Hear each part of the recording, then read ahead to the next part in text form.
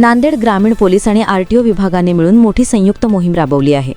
नियमबाह्य वाहन चालकांवर धडक कारवाई करत तब्बल 47 वाहनांवर दंड ठोठावण्यात आला असून 12 वाहने थेट जप्त करण्यात आली आहेत। ही मोहीम खास करून मोटार वाहन कायद्याचे उल्लंघन करणाऱ्यांवर लक्ष ठेवून राबवली गेली। नांदेड ग्रामीण पोलीस ठाणे आणि आरटीओ विभागाच्या संयुक्त कारवाईत मोठा अंमल बजावला गेला आहे। बेकायदेशीर वाहतूक, कागदपत्रांचा अभाव, परवाना नसणे तसेच सुरक्षा नियमांचं उल्लंघन करणाऱ्या वाहनांवर ही कारवाई करण्यात आली। ही मोहीम 2 डिसेंबर रोजी दुपारी 12 ते 2 वाजेपर्यंत विविध ठिकाणी राबवण्यात आली।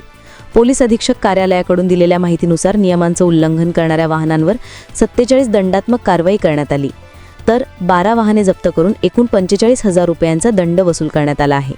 ही कारवाई पोलीस निरीक्षक अनंता कडिल यांच्या मार्गदर्शनाखाली करण्यात आली असून पोलीस उपनिरीक्षक गणेश राठोड, पोलीस कर्मचाऱ्यांसमेत आरटीओ अधिकाऱ्यांची टीम उपस्थित होती। संयुक्त कारवाईचं उद्दिष्ट म्हणजे वाहतुकीत शिस्त आणणे, अपघातांचे प्रमाण कमी करणे आणि नियमांचे पालन सुनिश्चित करणे असे पोलिसांनी सांगितले आहे।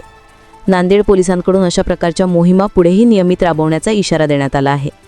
नियमबाह्य वाहन चालकांवर आता कडक कारवाई होणार असून नागरिकांनी वाहतूक नियमांचे पालन करावे असे आवाहन पोलिसांकडून करण्यात आले आहे।